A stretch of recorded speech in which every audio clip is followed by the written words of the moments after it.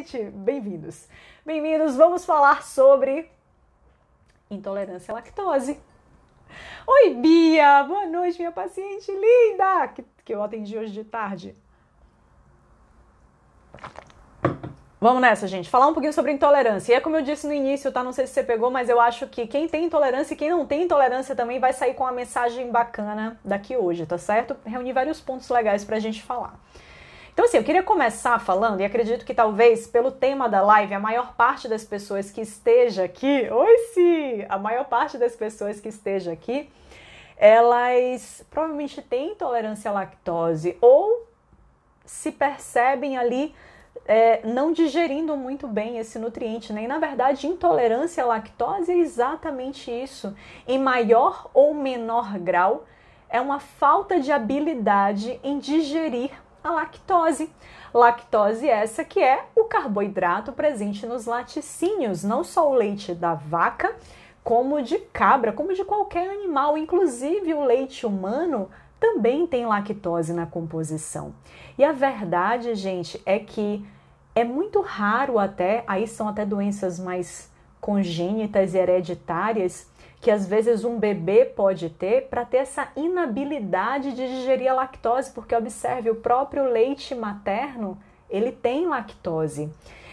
Então são casos mais raros, mas a gente tem sim bebês que às vezes podem nascer intolerantes à lactose, mas o normal é que todos os bebês, eles sejam tolerantes à lactose, eles sejam completamente capazes de digerir esse nutriente, de digerir esse açúcar do leite, porque o alimento esperado para eles e mais perfeito de todos, que é o leite materno, ele tem lactose na composição.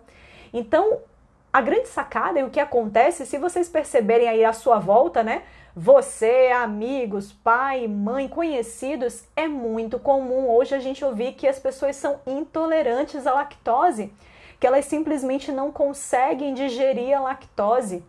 E isso por quê? Porque realmente ao longo da vida adulta, né, à medida que a gente vai crescendo, o que a gente observa na maioria das populações é que existe uma tendência a gente ir reduzindo a nossa capacidade de produzir lactase, que é justamente a enzima que vai quebrar essa lactose para que a gente consiga digerir e absorver, para que a gente consiga absorver, no caso, né, a lactase. Ela vai fazer a digestão, ela vai quebrar esse açúcar, que quando a gente olha a composição química da lactose, o que é? É um dímero. É um disacarídeo. Pensa em duas pérolazinhas, né? Formando ali duas continhas juntas. É uma glicose com uma galactose. A gente absorve assim, juntinho, os dois juntos? Não, a gente absorve assim, ó, glicose e galactose. Então, para a gente absorver esse açúcar, tem que ter alguma coisa que corte, que clive isso. E quem é que faz isso? A lactase, que é a nossa enzima, que via de regra está lá no nosso intestino. Mas o que a gente percebe é que boa parte das populações, um exemplo, a população asiática, por exemplo, eu me lembro que eu escutava esse exemplo lá na época de faculdade, que a professora já falava assim, por exemplo, no Japão, a gente vê altíssimos índices de intolerância à lactose. E quando a gente vai pesquisar hoje é exatamente isso ainda. Então a gente vê que a população que tem mais tolerância à lactose, que mais consegue permanecer digerindo e absorvendo muito bem a lactose na fase adulta, é principalmente a população europeia. É onde tem menor incidência de intolerância à lactose. Mas as populações asiáticas, por exemplo, elas têm um altíssimo índice de intolerância à lactose. É a mesma coisa com a população americana também, tá? A população sul-americana e norte-americana. Sul-americana, elas têm ali uma boa parcela da população que já é intolerante à lactose. Bom, gente, mas e aí, né? Bom, Paula, no momento em que eu sou intolerante à lactose, por sinal, como é que eu descubro isso? Gente, a gente tem alguns protocolos diagnósticos, né? Mas o mais simples dele, que talvez aí boa parte das pessoas já tenha feito, é fazer a dosagem, fazer o teste de tolerância à lactose, fazer essa dosagem no sangue. Como é que você faz isso? Você vai para o laboratório, ele vai te dar lactose para você consumir, né? Um líquidozinho ali com bastante lactose. Você vai tomar essa lactose e ele vai dosar o seu açúcar no sangue, a sua glicemia. Então, até muitas pessoas ficam na dúvida de como interpretar esse teste, né? Como interpretar o resultado. Gente, é muito fácil. Se você for usar lógica, observe. Se você é apto a digerir esse açúcar, né? Que é o açúcar do leite, que é a lactose, o que é esperado que aconteça? Bom, eu vou ingerir esse carboidrato lá, as minhas enzimas que estão lá preservadas, se eu não for intolerante, né? Minhas enzimas que estão lá vão quebrar esse carboidrato, eu vou absorver isso e a minha glicemia vai aumentar. Então, o esperado, se eu sou uma pessoa que sou plenamente capaz de digerir e absorver lactose, é que eu consuma isso que eles vão me dar, essa lactose, e que a minha glicemia suba, porque eu fui capaz de digerir e absorver. Mas se eu não sou capaz de digerir, se eu tenho intolerância à lactose, ou seja, se a quantidade de lactase presente no meu intestino é muito pequena, significa que eu não vou ser capaz de digerir isso tudo que me deram de lactose e a minha glicemia, ela não vai mudar ou vai mudar muito pouquinho, muito pouquinho.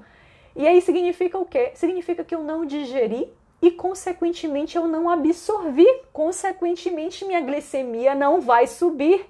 Então, se eu pego lá um exame de intolerância à lactose, em que a minha glicemia basal, ela fica muito semelhante às minhas próximas glicemias, o que é que significa?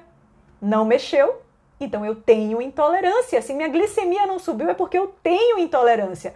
Já se a minha glicemia subiu, é porque eu não tenho intolerância nenhuma. E, via de regra, essa pessoa que a glicemia não subiu, ficou paradinha lá, o que é que vai acontecer com ela? Ela já vai saber minutos depois, não vai nem precisar esperar o laudo sair, porque provavelmente ela vai ter uma diarreia no próprio laboratório. Porque isso vai chegar lá intacto, toda essa lactose que ela tomou, que não foi absorvida, vai chegar lá no intestino grosso dela e vai fazer o quê? Atrair água. E isso vai causar nela uma diarreia osmótica. Então, naturalmente, a pessoa lá que for brindada, lá que for presenteada, sorteada com uma diarreia no laboratório, você nem precisa esperar o laudo chegar. Já saiba, você tem intolerância à lactose, tá certo? Mas até é bom, gente, já até falar nessa coisa dos sintomas, né?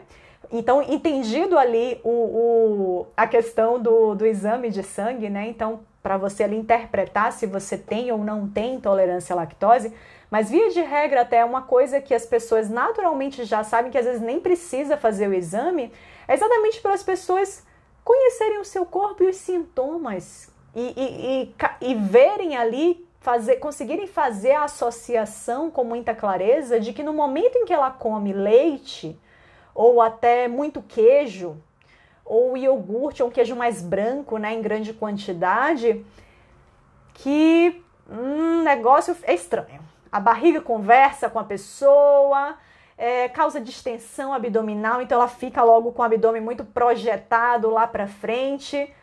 Gente, isso daí são sinais que você provavelmente tem algum nível de intolerância, porque é muito isso, viu, gente? Intolerância à lactose, existem níveis de intolerância, assim como existem níveis de desconforto também frente a uma quantidade de lactose que você coloca para dentro.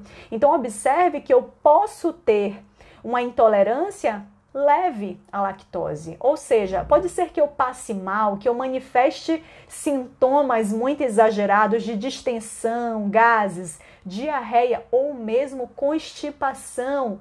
Constipação ou prisão de ventre também pode ser um sinal, tá certo? Também pode ser um sintoma menos comum do que diarreia, menos comum do que gases, mas também pode ser um sinal de intolerância à lactose, tá bom?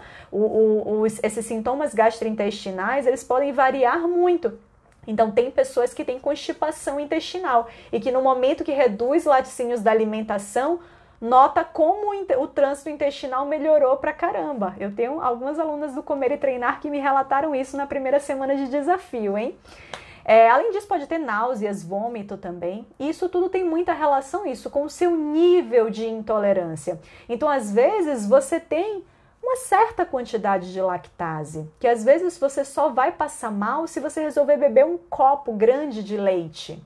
Mas se você bebe meio copo de leite, você tolera muito bem. Então observe, gente, que é uma relação da quantidade de lactose que você vai tomar para a quantidade de lactase que você tem ali naquele momento disponível para digerir. Então, se no momento, naquele único momento, você manda uma enxurrada de lactose para dentro, que é exatamente isso que eles fazem no laboratório para fazer o exame, naturalmente a sua chance de passar mal é muito maior.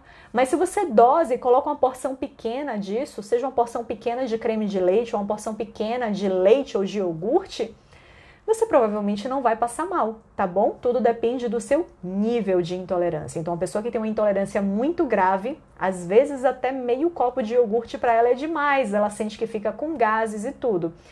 Bom, e quais são? Eu queria até, antes de falar de quais são as soluções, né, nesse caso, para quem tem uma intolerância à lactose, como ela deve se comportar na alimentação, que o objetivo da live é falar sobre isso, principalmente hoje. Mas eu queria só até definir outras coisas aqui com vocês, que é os tipos.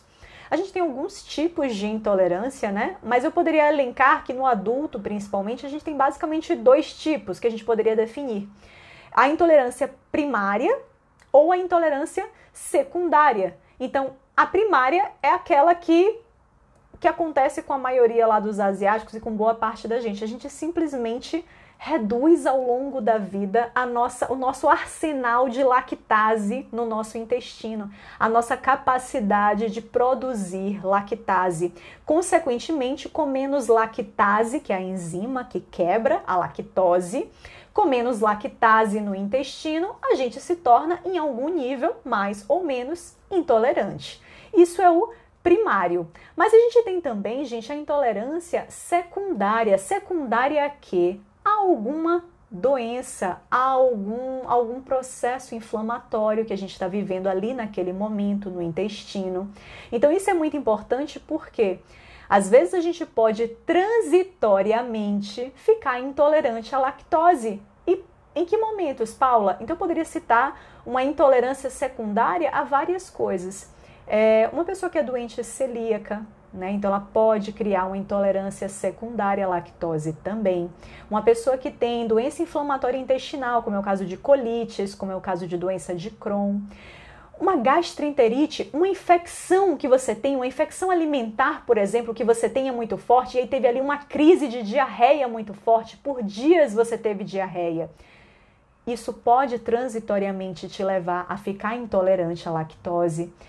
Então observe que essa intolerância ela pode ser momentânea às vezes na nossa vida e secundária a diversas situações diferentes, mas principalmente inflamações que aconteçam no nosso intestino. Isso pode acabar levando transitoriamente a ter uma intolerância. Então o que é que a gente faz? Nesse momento ali de momento mais agudo, momento pós-imediato, onde você está se recuperando, às vezes, de uma diarreia que você teve por muito tempo, porque pegou uma toxinfecção alimentar. Nesse período, é prudente evitar os laticínios, evitar as fontes de lactose, exatamente porque você sabe que, bom, pelo menos por um momento, o seu corpo ali está com a produçãozinha mais baixa de lactase. Então, é prudente que você diminua a quantidade de lactose que você coloca para dentro. Então, a gente pode até agora começar a falar um pouquinho, então, o que é que eu tenho que fazer, então, né? Primeiro, na verdade, bom, o que é que eu tenho que fazer? Se eu tenho intolerância à lactose, Paula, eu nunca fiz nem exame, mas eu vejo que no momento em que eu como, que eu exagero no queijo, que eu pego uma preparação cheia de creme de leite, ou mesmo que eu tomo leite no meu café, enfim, eu vejo que aquilo ali não dá bom, seja gases, seja uns borborigmos sem fim, aquela conversa que você fica tendo ali com a sua barriga, seja uma diarreia, não importa o sintoma, mas você vê que isso é gatilho para um sintoma indesejado, então você tem grandes suspeitas ali que tem algum nível de intolerância ou dessa má digestibilidade à lactose. O que fazer? Gente, nesse caso o que resta é a gente diminuir a quantidade de lactose que a gente coloca para dentro. E no momento que uma pessoa ela é diagnosticada com intolerância à lactose, o que ela precisa fazer é diminuir a quantidade, a presença de lactose nas refeições dela. E para isso a gente vai fazer o quê? Primeiro de tudo é saber em quais alimentos a gente tem lactose, né? Gente, esqueci de avisar, ó, mas estou vendo aqui algumas pessoas fazendo. Clica nesse aviãozinho de papel aqui e convida a sua galera para participar dessa live se você acredita que esse assunto pode interessar alguém, tá bom? A seus familiares, amigos, convida o pessoal para participar. Bom, então quais alimentos contêm lactose, né? E quais eu deveria, então, minimizar no meu dia a dia? Tudo, gente, que é laticínio, tá certo? Que é leite ou derivado de leite de qualquer mamífero. E aí, obviamente, que eu não tô falando do leite de soja, porque a soja não é um mamífero, tá certo?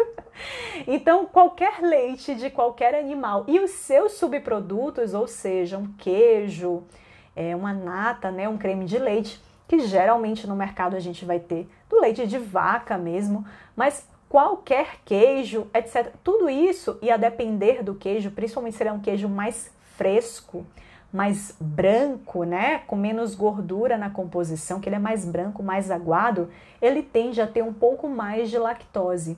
Queijos que são maturados por muito tempo, que ficam ali envelhecendo, sabe? Que eles são comercializados depois de meses de estocagem lá, que eles vão ali, tipo um parmesão da vida, aquele, meu Deus do céu, que fica ali maturando por muito tempo numa câmara lá.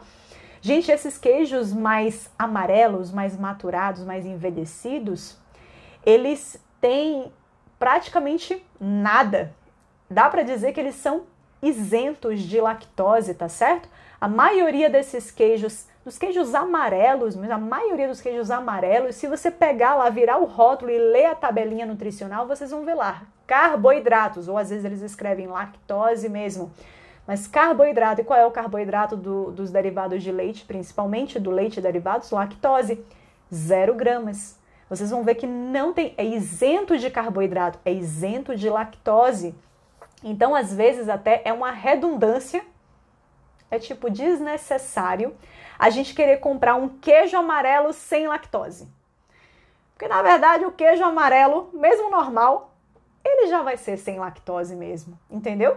Então, assim, é desnecessário. A não ser que você tenha um nível, assim, muito grave de intolerância, a ponto de não tolerar nenhuma fatia de queijo amarelo, que eu acho isso muito difícil. Aí sim, talvez que tenha que existir uma preocupação maior em comprar o sem lactose, porque aí é uma empresa que ela tá... eu sinceramente nem sei se as empresas fazem isso, tá? Pegar um queijo amarelo que já é isento e tacar enzima ali, talvez faça isso ainda, para ser a precaução da precaução, a garantia da garantia. Talvez faça isso, não sei o que é que a vigilância sanitária obriga essas empresas que escrevem no rótulo sem lactose, no caso de um queijo amarelo, eu não sei qual é a obrigação legal que elas têm frente a isso, porque via de regra um queijo amarelo, ele já é isento de lactose, tá certo? Ele não tem praticamente nada. A bactéria que estava ali fermentou praticamente toda a lactose que estava ali, consumiu absolutamente tudo, tá certo? Que é diferente de um queijo fresco, um queijo branco, ricota, queijo Minas Frescal, qualquer queijo branco mais aguadinho, ele já tende a ter um pouquinho mais de lactose na composição, tanto que aí, nesse caso sim, o cottage também, nesse caso sim, uma pessoa que é intolerante, quando for buscar um desses queijos mais brancos, mais aguadinhos, aí sim tem que buscar a versão sem lactose, porque aí a empresa com certeza já adicionou ali enzimas lactase e o conteúdo de lactose ali já está bem reduzido, tá certo? Vejamos o que mais. Então, creme de leite. Então, leite e todos os derivados. Então, creme de leite, iogurte, manteiga. Só que assim, gente, manteiga tem lactose? Tem. Mas na quantidade que geralmente a gente vai utilizar, vai ter bem pouquinho. Porque se você pegar uma manteiga e olhar o rótulo, a informação nutricional dela... você vai ver já que, em termos de carboidrato, né, de lactose, já é muito pouquinho.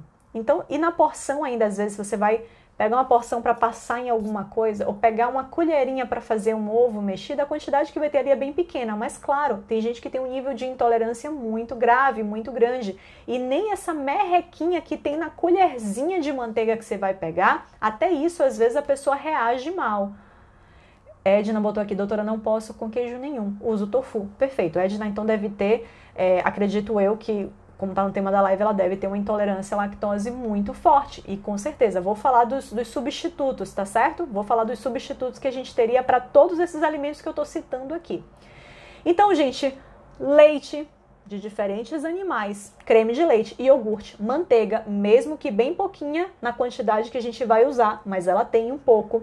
Os queijos, especialmente os queijos brancos, os queijos frescos, tem uma quantidade maior. Whey protein. O que é whey protein? Proteína do soro do leite. Se eu pego uma whey protein que é concentrada, ou seja, que ela é resultado da primeira filtração ali, ela ainda vai ter um pouco na composição o carboidrato, que é a lactose. Então, às vezes, na porção vai vir ali 3 graminhas de lactose, talvez. Parece muito pouco, mas para uma pessoa intolerante, isso às vezes já é algo. Então, o que é que a gente fala para a galera que é intolerante? Se quer buscar uma whey protein, busca uma whey protein isolada, que seja 100% proteína, que não tenha absolutamente nada de carboidrato associado. Mas assim, gente, isso é necessário para uma pessoa que não tem intolerância, buscar uma whey isolada e não comprar concentrada, que geralmente a nível financeiro é que é mais em conta, é necessário? Não. Sinceramente não, porque na boa, esses 3 a 4 gramas de carboidrato aí, a gente tem que se preocupar com 3 a 4 gramas de carboidrato em uma refeição? Pelo amor de Deus, não tem. Ah, mas meu objetivo é emagrecimento. Ainda assim não tem. Então, assim, 3 a 4 gramas de carboidrato dentro de uma whey protein, de uma dose de uma whey protein, se você julga que o whey protein é importante para você naquele momento, não faz diferença nenhuma. Jeff, boa noite! Minha galera do Comer e Treinar, linda e maravilhosa, representando aqui na live. Gente, vou ler as perguntas depois, tá? Vou ler as perguntas de todo mundo depois. E, claro, preparações, gente, que tenham qualquer um desses alimentos. Então, se eu tenho preparações que são à base de iogurte, de leite, de queijo, e às vezes até a gente pode nem perceber, mas tem muitas coisas que a gente acaba colocando no carrinho que tem ali no fundinho uma base de um laticínio. Então, sorvete, claro, e aí quem é intolerante à lactose já sabe, molhos de salada, sopas instantâneas, tudo isso pode ter um pouquinho de lactose. Então, é bom sempre quem tem intolerância ficar de olho em rótulo de produto alimentício, tá? Sempre passar o olho na lista de ingredientes. Bom, e o que a gente teria de substituto? De substituto a isso tudo, né? Então, Paula, se eu não tenho necessariamente, ou tenho o diagnóstico já sacramentado, ou nem tenho o diagnóstico, mas eu percebo que tenho esses sintomas desconfortáveis quando eu consumo laticínios, o que é que eu devo fazer? Gente, aí a gente tem várias opções. Buscar os produtos sem lactose, o leite de vaca sem lactose, o queijo sem lactose, o cottage sem lactose. Isso é uma solução? Isso é uma solução. Via de regra, o que é que essas empresas fazem? Adicionam ali naquele alimento uma enzima lactase, que por sinal é uma outra solução que vocês podem trazer para a vida. E que eu vejo que é o que os intolerantes à lactose geralmente fazem quando vão, por exemplo, a um evento, né? Quando vão, sei lá, eu vou na pizzaria, meus amigos todos vão para a pizzaria, eu quero ir para a pizzaria também. Sei ali que vai ter uma grande quantidade de queijo sendo ingerida no mesmo momento, então vai ser uma grande quantidade de lactose que provavelmente eu vou botar ali naquele momento. Então, o que é que eu posso fazer? É simplesmente não ir, ou ir numa pizzaria que use queijo sem lactose? Não, obviamente você não vai fazer isso. Então, se você quer participar daquela alimentação ali que tem um teor de lactose a mais, o que você pode fazer é tomar o seu comprimidinho, né, a sua cápsula com enzimas lactase, ou às vezes, se você quer fazer em casa uma preparação sem lactose, você pode jogar na própria preparação. Então, a gente tem basicamente esses 2 modelos de enzimas no mercado. Ou aquela em cápsula que você toma e depois você se alimenta com a preparação com lactose que você quer. Ou você pode simplesmente fazer esse preparado, a depender do tipo de preparação que você quer fazer, e jogar ali, dissolver essas enzimas no seu iogurte ou no seu leite, aí é só seguir todas as instruções que a empresa ali que forneceu as enzimas dá, tá certo? Mas poderia ser essas 2 opções para que você consiga digerir a lactose que está presente ali. Fora isso, quais são os substitutos então? Fora o alimento, que eu posso, a versão do alimento sem lactose, onde a própria empresa já jogou essas enzimas ali para pré-digerir essa lactose para você. Fora isso, o que é que eu posso fazer? Usar os leites veganos. Eu vejo que essa é uma alternativa que muitas pessoas fazem, né? De buscar, por exemplo, o leite de amêndoas, o leite de coco, já na forma ali mais de bebida, né? Que hoje também tem várias marcas no mercado que colocam. Soja eu particularmente não sou fã, a não ser que seja soja orgânica, tá certo? Então aqui mesmo, aqui em casa eu costumo comprar o tofu orgânico, é uma opção. É um negocinho sem graça, né? Mas o que a gente faz? Entope ele de tempero, né? E tenta fazer alguma preparação criativa. Com bastante tempero, né? Refogando um alho, uma cebola e tacando ele. Aí o negócio fica melhor. Joga cúrcuma, joga curry, joga tudo que você imaginar para dar um sabor nesse negócio. Porque o negócio, assim, é um sabor de nada ao quadrado. Me perdoem as pessoas que gostam de tofu, viu? Eu gosto dele temperado. Temperado é ótimo, mas realmente sem tempero o negócio não tem gosto de nada, de absolutamente nada. Mas os queijos de castanha, esses queijos, entre aspas, né? Vegetais, eles são uma opção sem dúvida. Até porque, via de regra, esses alimentos que são feitos para o público intolerante, né? Ou que espera-se que esse grupo acabe usando, ou que espera-se que os veganos acabem comprando mais, né? Os veganos que excluem totalmente os laticínios, né, da vida. Esses produtos, eles acabam, gente, sendo suplementados também de cálcio, que é outro ponto importante que eu quero trazer para a discussão. Então, assim, cálcio... Realmente, os laticínios são talvez a nossa maior fonte de cálcio. Ah, Paula, mas significa então que se por qualquer motivo que seja eu não consumir laticínios, eu vou ter deficiência de cálcio, eu vou ficar com mais chance, por exemplo, de ter uma osteoporose, uma osteopenia no futuro? Não necessariamente, tá, gente? Então, tem outras fontes boas de cálcio também que a gente pode utilizar na rotina, com certeza. Basta a pessoa ficar um pouquinho mais atenta se ela resolveu, por qualquer motivo que seja uma intolerância ou qualquer outro motivo, tirar laticínios da rotina. Então, a gente tem os vegetais verdes escuros, que são fontes de cálcio, eu diria principalmente para as pessoas apelarem muito para o espinafre, porque espinafre é uma coisa que, refogando, você consegue comer um buquê quase inteiro de espinafre numa sentada, porque um matagal se transforma numa porçãozinha desse tamanho. Então a concentração que você vai ter ali, por conta do volume, né? A concentração que você vai ter de cálcio é muito maior ali naquela quantidade. O tofu acaba sendo uma ideia, então todos esses alimentos que acabam sendo suplementados pela indústria com cálcio, tá certo? Mas os folhosos, verdes escuros, existe também um pouquinho de cálcio dentro das frutas cítricas, que acabam sendo uma opção também. O tahine, né, o gergelim, mas principalmente o tahine, porque é o gergelim partido, né? Então, o tahine, que é aquela pasta de gergelim que a gente usa muito, que se usa muito na culinária árabe, né? Que é o caso do hummus tahine, que a gente usa muito. Eu particularmente adoro fazer aquela receita prática de Rita Lobo de hummus tahine, que é comprar o grão de bico. Eu compro ele enlatado mesmo ou dentro da caixinha, olhando os ingredientes para vir apenas grão de bico, água e sal, só isso. E pego esse grão de bico, boto no processador com tahine, que é algo que você também encontra pronto na seção de alimentos importados, tá certo? Do supermercado. Então aquela seção que vai ter shoyu, que vai ter nori, né? Aquela alga, e que vai ter vários outros alimentos importados, pode olhar, o tahine tá lá, tá certo? E é maravilhoso, porque não só você pode fazer o hummus tahine em casa, que é super prático, grão de bico cozido, limão, tahine, sal, pimenta, o resto é lucro. Quer botar hortelã, bota. Quer botar qualquer outro tempero, cebola, alho, coloca. Mas quer fazer também só com a basezinha e fica uma delícia. Fica um patezinho que tem um quezinho de proteína por conta do grão de bico. Tem o tahine, que é uma boa fonte de cálcio também. E fora que o tahine você pode colocar em qualquer molho. Dá para você usar o tahine como a parte gorda do molho, sabe, da salada. Então, ao invés de fazer um molho à base de azeite, você pode fazer um molho à base de tahine. E fica muito gostoso, dá para botar um pouquinho de mel. Enfim, aí é só usar a criatividade e usar tahine em um monte de coisa. Deixa eu ver o que mais. Estou falando do que, gente? Do cálcio. Eu me perco nos meus pensamentos. Deixa eu ver o que mais aqui. O que seria mais fonte de cálcio, então?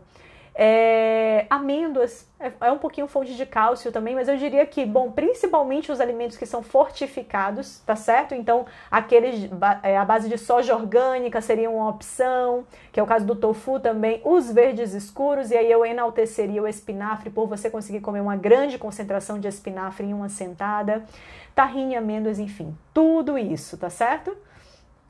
Meu marido aí, Pedro, reclamando que eu nunca mais fiz hummus tahine em casa, tá? Ok, entendi. Vou colocar grão de bico na próxima lista de supermercado. E tahine, né? Que acabou o tahine aqui de casa.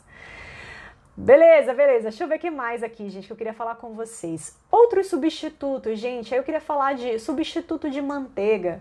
O que a gente poderia substituir de manteiga, né? Para as pessoas que são extremamente intolerantes e que não toleram, às vezes, o traço de lactose que vai ter na manteiga.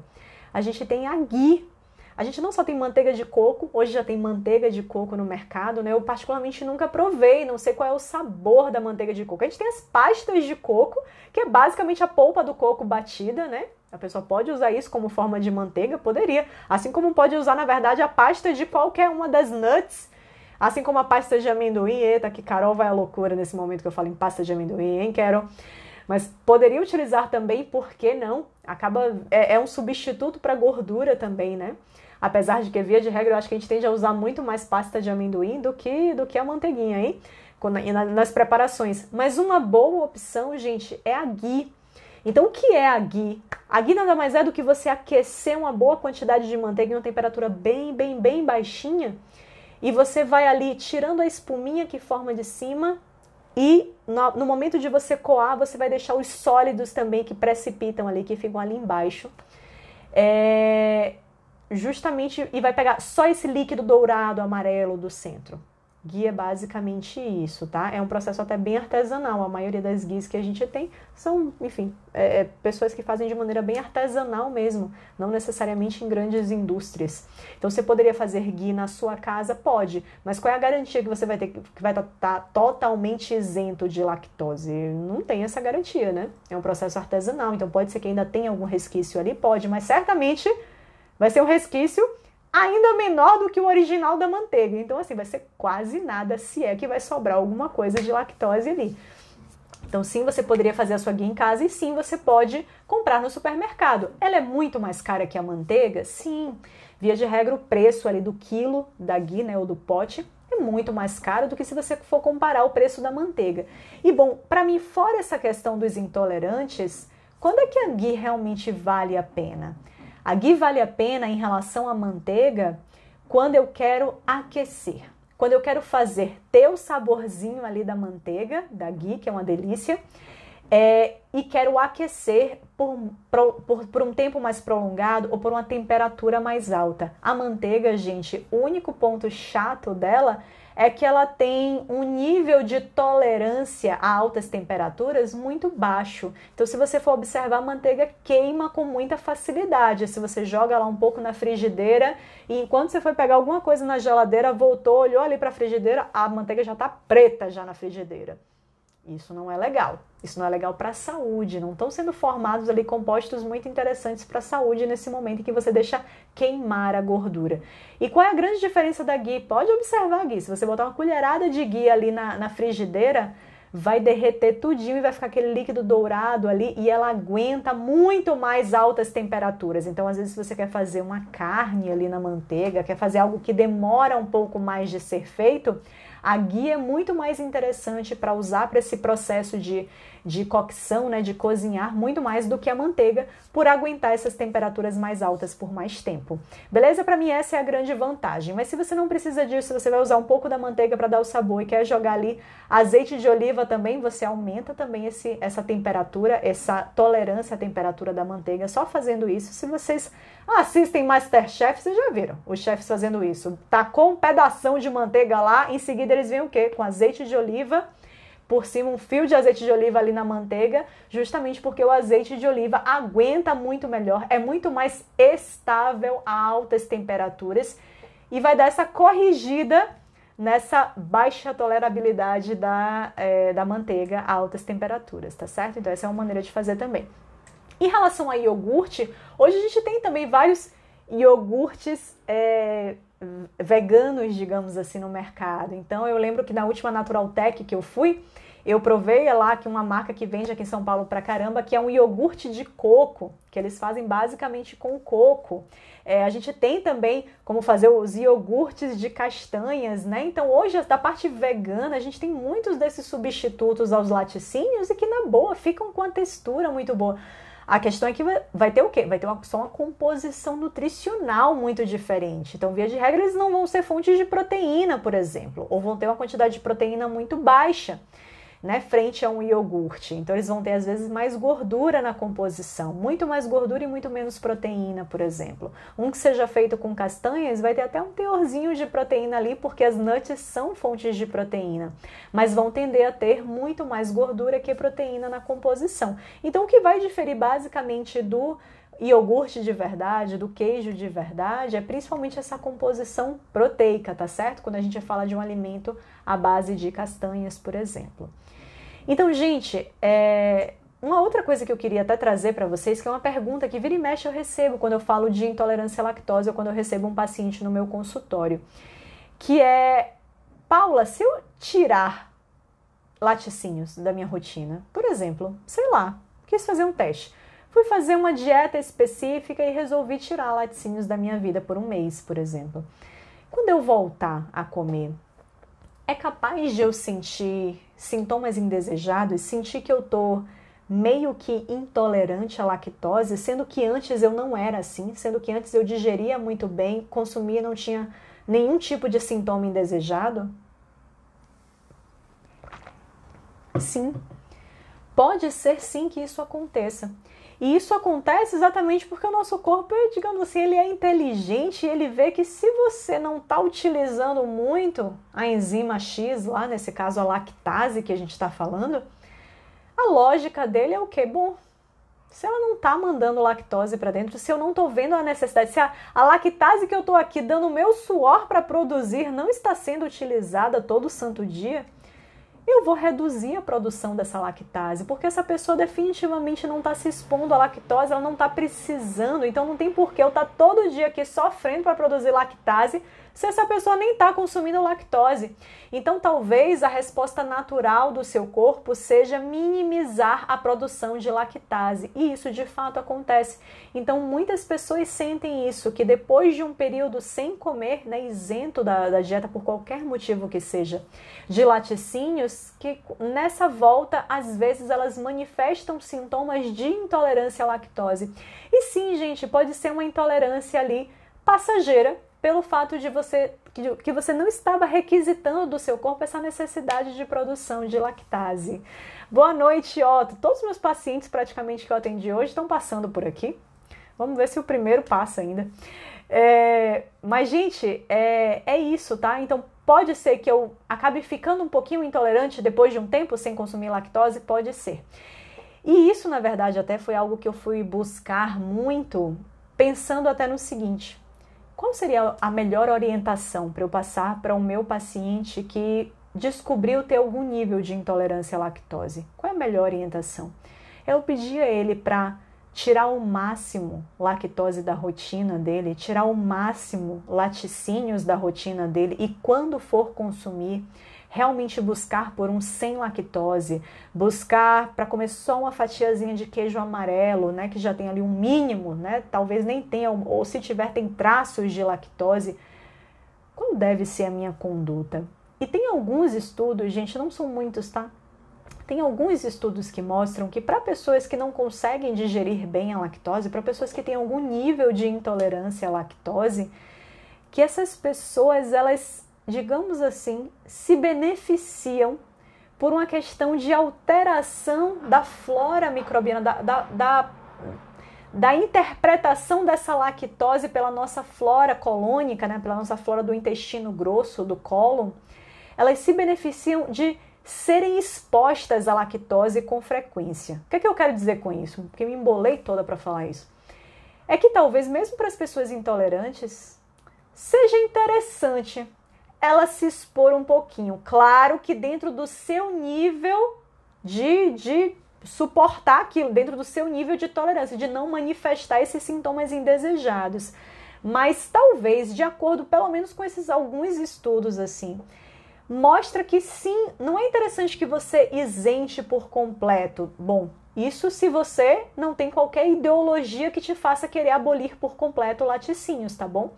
Mas se você acredita que você vai se expor de tempos em tempos ali àqueles alimentos, talvez seja interessante você manter um pouquinho de lactose na sua rotina dentro desse seu nível de tolerância, para que aparentemente essas modificações, essas adaptações lá no seu cólon, né, de interpretação dessa lactose, que são benéficas, para que isso mantenha, para que esses acontecimentos se mantenham.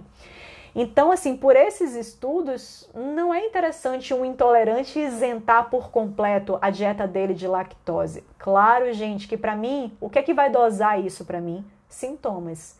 Então, se você tem sintomas claros, que com um tico de lactose para dentro você passa mal, você estufa muito, você tem borborigmo, você é um inferno na vida, não tem porquê você manter ali um estímulo que tranquilamente está agredindo o seu corpo, que está fazendo você ter sintomas indesejados associados a esse consumo. Não tem lógica nenhuma. Aí você vai estar ali mantendo uma agressão ao seu corpo. Isso não tem lógica. Mas ter um nível de intolerância e dentro desse limite de intolerância manter ali pequenas quantidades de lactose parece ser interessante para essas pessoas, tá certo? Para que elas não percam por completo, digamos assim, esse nível de tolerabilidade a essa lactose, tá certo? Eu até coloquei aqui exatamente como eu tirei de um artigo, ó. Alguns estudos pequenos mostram que a flora colônica, né, que é essa nossa flora do nosso cólon, do nosso intestino grosso, ela pode sofrer alterações favoráveis à digestão da lactose com a constante presença desse nutriente na dieta, sugerindo que a lactose pode servir como um pré-biótico, ou seja, como se fosse como um alimento mesmo, como se fosse uma... Pré-biótico fibras que são benéficas, que são alimentos para a nossa flora colônica. Então é como se a lactose ela virasse um pré-biótico para essa flora colônica desses intolerantes à lactose. Então, que talvez fosse interessante, mas claro, todos os estudos que eu li a respeito disso terminavam com mais estudos são necessários, porque de fato ainda são poucos estudos que mostram isso. Mas eu achei legal, eu quis trazer isso porque às vezes isso até contrariava. Esses poucos estudos contrariavam, às vezes, uma orientação que eu passava para os meus pacientes. Eu sempre falei para os meus pacientes intolerantes que, olha, uma vez que você se descobre intolerante, que é interessante você evitar ao máximo. Mas, bom, por esses estudos, não necessariamente.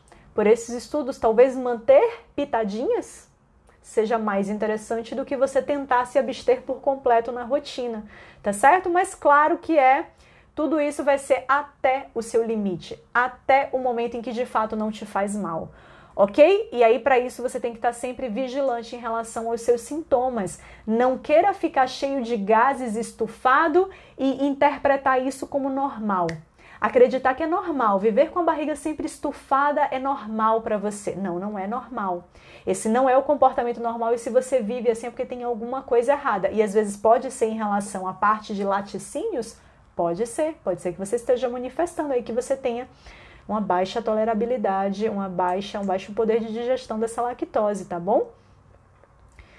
Então assim, gente, manter leite fermentado, até essa é uma dica final que eu queria dar para fechar essa nossa live sobre intolerância à lactose, que às vezes você manter leite fermentado, como é o caso de iogurtes, de kefir, por exemplo, para quem curte o kefir, às vezes só deixa fermentar um pouquinho mais, por um pouco mais de horas, sabe? Deixa fermentar por 24 horas ou um pouco mais, ou mais de 24 horas no caso, né, para quem tem uma intolerância. Mas fato é, essas bebidas fermentadas por bactérias, que são bactérias capazes de digerir essa lactose, que é o caso desses lactobacilos e todas essas bactérias que a gente encontra no iogurte e no kefir, pode ser que seja benéfico para você. Vai ser benéfico para a sua flora também, exatamente para você já estar ali construindo uma flora mais capaz de aceitar essa lactose como se fosse um pré-biótico, de aceitar melhor essa lactose e, consequentemente, você acabar se sentindo melhor com o tempo, com esse consumo de laticínios, tá certo? Ok, Kelly entrou aqui no final. Oi, Kelly, eu falei de você já hoje, tá? Minha assistente maravilhosa aqui, gente, eficiente demais essa mulher, meu Deus. Então, gente que tem dúvidas aí sobre o meu atendimento online, manda mensagem lá pro WhatsApp da clínica, porque Kelly vai estar felicíssima em te responder com o maior carinho, tá bom? E aí você aproveita e já fala, oi, Kelly, porque vai ser com ela que você vai falar mesmo. Tá certo? Gente, vamos para as perguntas? Que milagre, meu Deus, que eu consegui encerrar com 10 minutos de antecedência. Deixa eu rolar essa barra aqui pra cima pra gente ver o que a gente tem de pergunta, gente.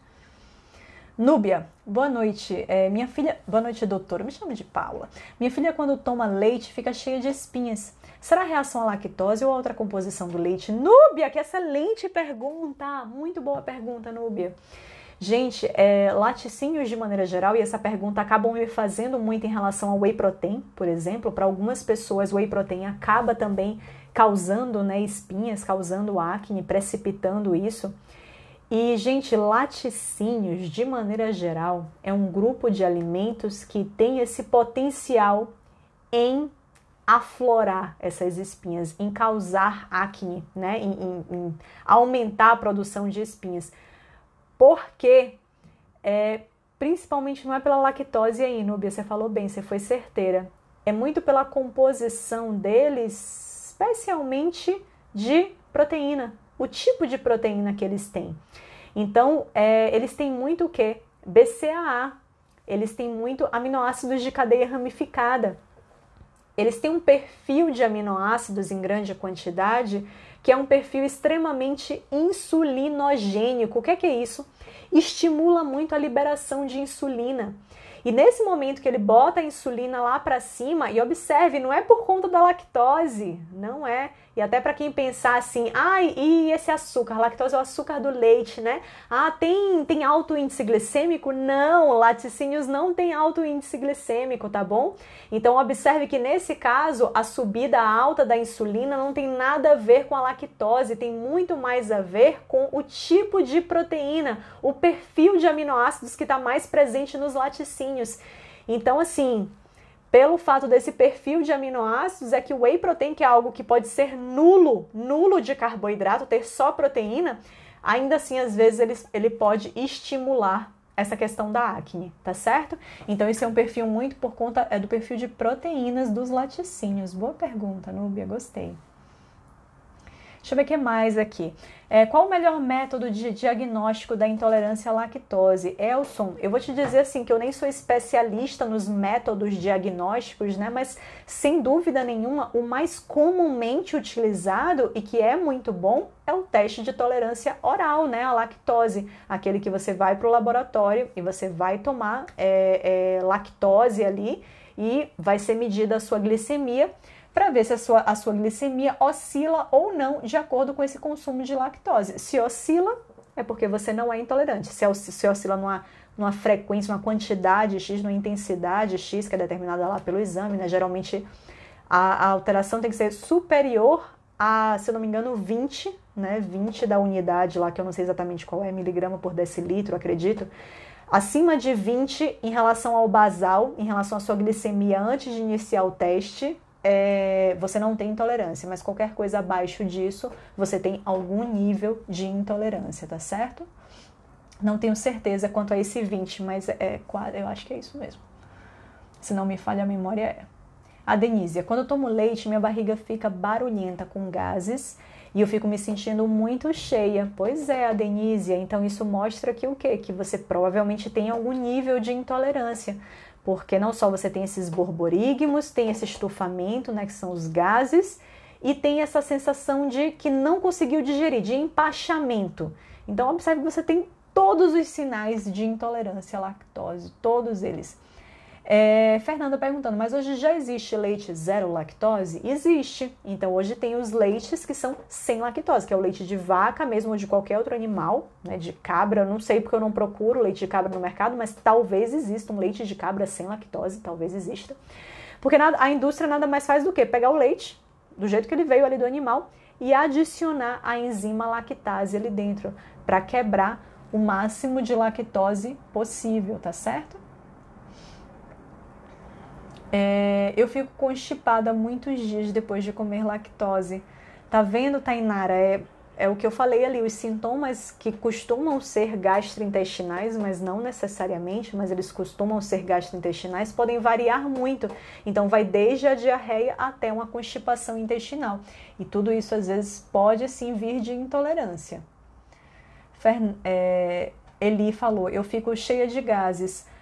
Pode ser um sinal de intolerância? Pode, Eli, com certeza. Gente, não é normal a gente comer alimentos e ficar lotada de gases. Isso não deveria ser visto como normal. Óbvio que tem até alguns vegetais, principalmente, que eles tendem a causar um pouco mais de gases, né? A gente sabe ali que a família das brássicas, repolho, brócolis, couve-flor, né? Isso tudo tende a deixar a gente com um pouquinho mais de gases.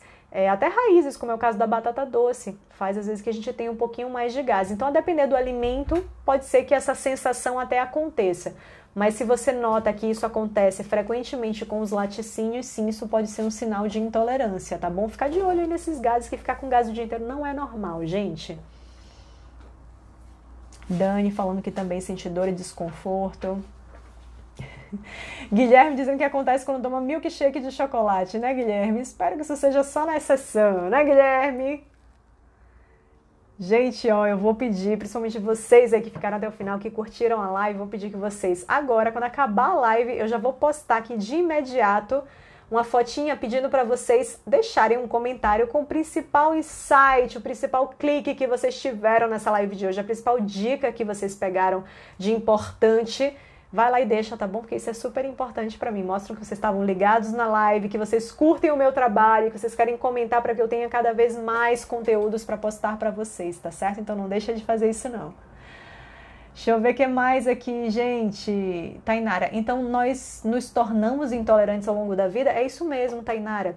A maioria dos bebês, praticamente 100%, a não ser casos mais raros, digamos assim, que fogem ao padrão por alguma doença mesmo congênita, de não conseguir, de nascer já intolerante à lactose, mas o normal é bebês sermos todos tolerantes à lactose, sermos todos capazes de digerir, porque o próprio leite materno, que é o melhor alimento do mundo para o nosso bebê, ele tem lactose. Então, se a gente não... óbvio que todo bebê deveria ser capaz de digerir a lactose, mas quando a gente vai se tornando adulto, sim, a gente vai perdendo a capacidade de digerir. Muitas populações, isso talvez seja uma questão de DNA também, porque a gente nota que, de acordo com as populações mundiais, tem populações que são muito menos, que têm uma presença muito menor de intolerância à lactose, como é o caso dos europeus que eu falei. E já tem populações, como é o caso dos asiáticos, que, meu Deus, às vezes 90% da população é intolerante à lactose. Então, observe que talvez exista ali um perfilzinho genético também, seja uma coisa marcada ali da população, da raça, do DNA, talvez tenha isso também. Mas a gente vai crescendo e se torna intolerante. Gente, como já vai acabar a live, eu queria aproveitar para agradecer a todos vocês, pedir para vocês se inscreverem no meu canal do YouTube, porque todas as nossas lives que acontecem religiosamente terças e quintas às 8 da noite, elas não vão ficar salvas aqui no IGTV. Então se inscreve lá e ativa o sininho no meu canal do YouTube para sempre que chegar vídeo novo lá no canal vocês receberem.